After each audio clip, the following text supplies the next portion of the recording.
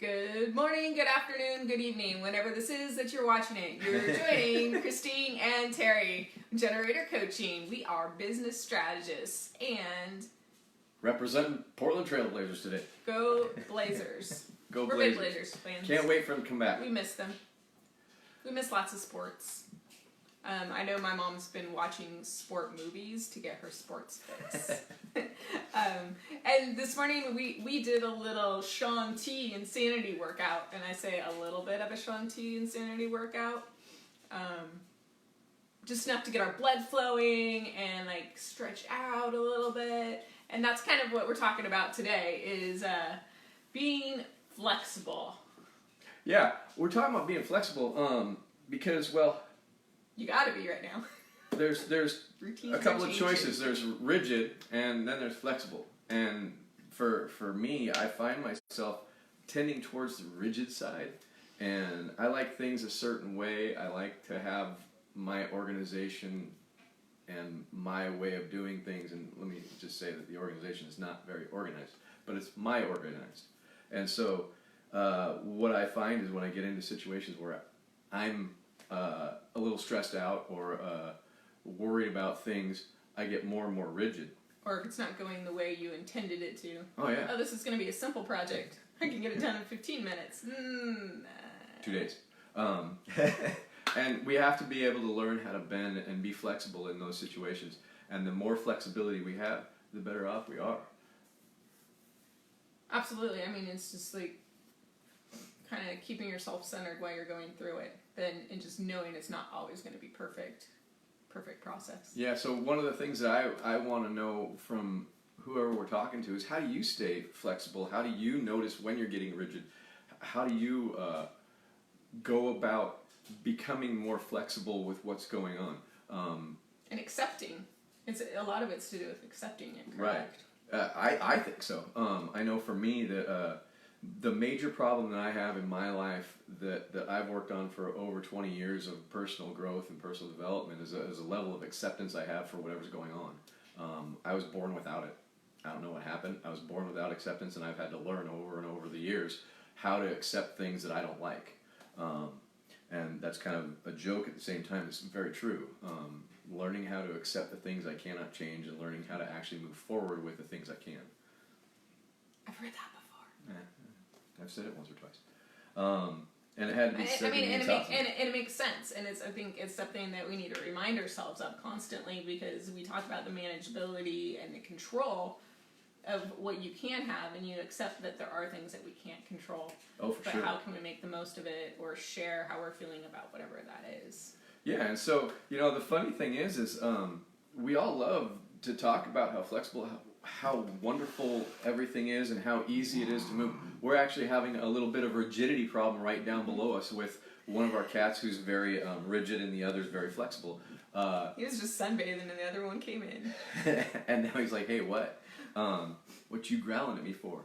And so we get to see this stuff all of the time in animals behaving the way they behave. Well, government, business, you name it. That's the animals I was talking about. You see the rigidity. And so, everything has this set way of doing things, and then, okay, what about when we can't do it that way? How quick are we to pivot? How quick are we to move in a direction that will work for us? And one of our coaches was talking earlier this morning about people not just pivoting, but over-pivoting. And now I'm so flexible that I'm doing all kinds of stuff that was out of my wheelhouse, and I'm all over the place. And that's not really flexible. That's not really pivoting. That's going off in a spin. And so I've been known to do things like that myself. And it's really, that's one of the reasons that we have coaches is so we actually stay flexible, not rigid, but also not spinning off into crazy. It really helps to have that person there to help you stay online and stay focused on your goals. Well, what comes to mind too right now is like being flexible doesn't mean like jointing over all the way into a project you're not doing when you can find a professional to help you do it, whether it's the bookkeeping, the... Right. Right now, SBA loans and assistance, things like that. everybody's encouraged to go and do things like that. And one of the things that I encourage people to do and that we're doing is really reaching out to our tax people to help us with how to go about doing that, so we do it right, so we do it based on our numbers and not based on what we would really love, because I would love more and more and more.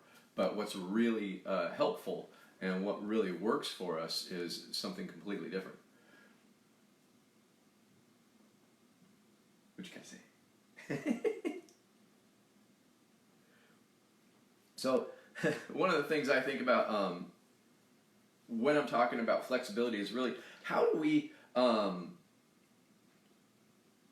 respond to the situation? How do we respond to the people around us? Are we snapping? Are we and I don't mean like snapping, but I mean like are we coming up with sarcastic answers? Are we just not wanting to deal with the situations anymore? Are we actually stepping back? And it goes back to some of the stuff we talked about previously in previous episodes. Is that what we closed? Are we really being more playful about ourselves, accepting of others? Are we being curious about what's going on with them? Are we being empathic to the fact that they're in the same boat we are? Or are we actually being able to open ourselves to other people's ideas and advice? I know that for me, one of the major things that I try to do is really focus on what the other people who I've asked or connected with as mentors and coaches to really help me do what's next. And that's one of the main places that I find my flexibility really challenged, because a lot of times they tell me stuff I don't want to do. They tell me stuff that is uncomfortable for me. And so I don't know if anybody else has ever had that. But being uncomfortable is where you grow. Exactly. So having somebody to push you to see your flexibility exactly. a little bit in the right way, not being a bully, Yeah. but just to remind you that you can be flexible and you can do things that you don't think you can. Yeah. I'd say that's the big takeaway. Yeah. Is not only controlling your own flexibility, but being open to others, because others often see your potential better than you can. Right. And that brings up a good point. I have a person that really helps me stretch physically, because my muscles are really tight. And he actually, it does hit my muscles and does work me really hard. And, you know, sometimes I need that in coaching too. And sometimes I really need somebody to come down on me and say, hey, look, you are not doing what you're supposed to be doing. Why are you not doing it? And I have to really look at myself. And I have to be flexible enough to take in that information, not just shut down, not just shut it out, not just go, you know what, I think I would need somebody else who's going to be nice.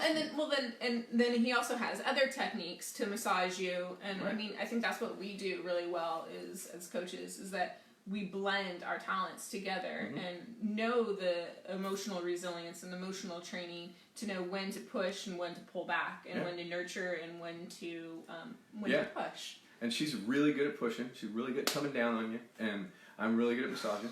I'm just kidding. I'm a little results oriented. Kind of goes both ways. You know, she's very tough in some areas and very, very helpful in others and massaging in others. And I like get to really bring tough. The tools so you can do it on your own. Yeah, and I call people on their stuff quite a bit. And it's really because that's what helped me grow. Really, that confrontation, that helping people to really look at themselves so that they can get over those blocks. Because if we're not actually confronting that, if we're not actually addressing it, there is no flexibility, there is no growth. We have to have flexibility before we have growth. Rigidity means stuck, like concrete. Concrete's rigid. So, and so, I think today really we're talking about how do we, in this situation, in this idea of COVID-19, the coronavirus, how do we stay flexible, how do we stay agile, how do we stay moving forward when our instinct is to freeze up and stick and be rigid. And you know, if you're having trouble with the rigidity, if you're wanting to be more flexible and you don't have somebody to talk to, you know, reach out to us in our Facebook, reach out to us at info@generatorcoaching.com. However you want to get a hold of us. In fact, call us. Our phone number is. Or join us live on one of these at 1010, 110. Yeah. And you, or like we you said, can call us. It's on our website, generatorcoaching.com. I give the phone number out, but it's 503-577-6872. Call us if you're having trouble. We want to help. We want to help you be flexible. We want to help you grow. We just want to listen to you if that's what's going on. Whatever it is, however we can help, we're here for you. So just reach out. Take care, everyone. Enjoy your day. Have a good day. Get more flexible.